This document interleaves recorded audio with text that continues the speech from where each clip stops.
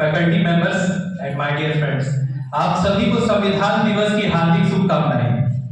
मेरा नाम आयुष राज है और मैं डिपार्टमेंट ऑफ पॉलिटिकल साइंस से हूँ।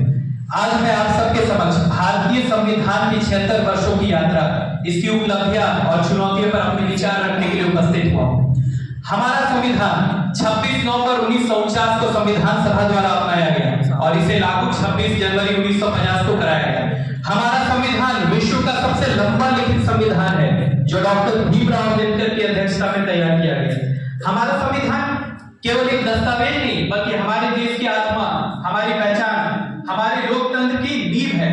हमारे संविधान में अभी तक 100 से अधिक बार अमेंडमेंट हो चुके हैं, जो ये दर्शाता है समय की आवश्यकता के अनुसार संविधान में बदलाव लाए जा सकते हैं। और भारत जैसे विशाल और विविध राष्ट्र के लिए संविधान बनाना किसी चमत्कार से कम नहीं था। 299 सदस्यों की संविधान सभा ने लगभग 3 वर्षों तक लगातार कार्य किया, जिसका परिणाम विश्व का सबसे लंबा लिखित संविधान 400 से अधिक आर्टिकल, 25 भाग और 12 शेड्यूल के साथ सामने आया है। इन 76 वर्षों की यात्रा में हमने कई सारी उपलब्धियां प्राप्त की है। तो अगर पहली उपलब्धि की बात करें तो वह है संवैधानिक संस्थानों का सशक्तिकरण, जैसे election commission, CAG, finance commission जैसे इसका सशक्तिकरण, जो हमारे देश में ट्रांसपेरेंसी, अकाउंटेबिलिटी और गुड गवर्नेंस स्थापित करती है। दूसरी उपलब्धि की बात करें तो वह है फंडामेंटल राइट्स का विस्तार। सुप्रीम कोर्ट ने मेनका गांधी और बुद्धा स्वामी जैसे केस में आर्टिकल 21 की दायरा बढ़ाते हुए इसमें डिग्निटी, एनवायरनमेंट और प्राइवेसी तक शामिल की। तीसरी उपलब्धि basic structure doctrine. Supreme court ने ऐतिहासिक केशवानंद भारती केस में यह साफ कहा कि संसद को संविधान में संशोधन करने का तो अधिकार है, लेकिन इसके मूल ढांचे को वो नहीं छू सकती है, जो हमारे संविधान का सुरक्षा ढाल बनता है। चौथी उपलब्धि की बात करें तो वह है स्वतंत्र न्यायपालिका। भारत की सबसे महत्वपूर्ण उपलब्धियों में से एक है स्वतंत्र न्यायपालिका, जो कि कार्यपालिका और विधायिका से पूरी तरह स्वतंत्र है, जो हमारे देश में रूल ऑफ लॉ एस्टैब्लिश करने में मदद करती है।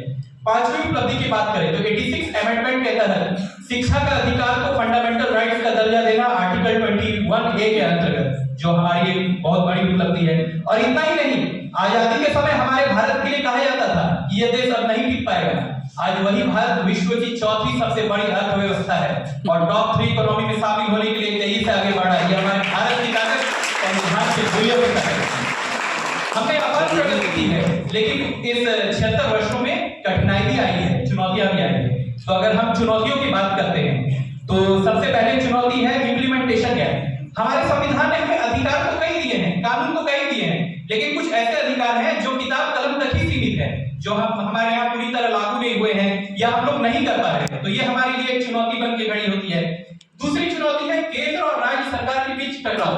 हमने कई बार देखा है केंद्र कुछ कानून बनाती है और राज्य सरकार उसको नहीं मानना चाहती या कहती है यह हमारे लिए ठीक नहीं है। तो इस बीच में कभी टकराव होता है, कभी पैसे के लेकर टकराव होता है, तो ये हमारे गुड गवर्नेंस को अफेक्ट करती है। और तीसरी चुनौती की हम बात करें तो वह है भ्रष्टाचार।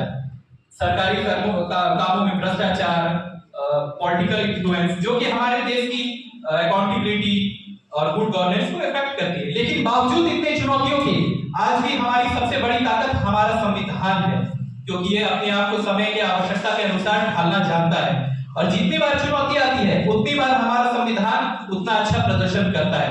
तो आइए संविधान दिवस के अवसर पर हम सभी संकल्प लेते हैं, भारत के संविधान के प्रति सच्ची निष्ठा रखेंगे, भारत का संविधान का सम्मान करेंगे और भारत के संविधान को न केवल किताबों में सीमित रखेंगे बल्कि अपने जीवन में, अपने व्यवहार में, अपने चरित्र में उतारेंगे। धन्यवाद। जय हिंद।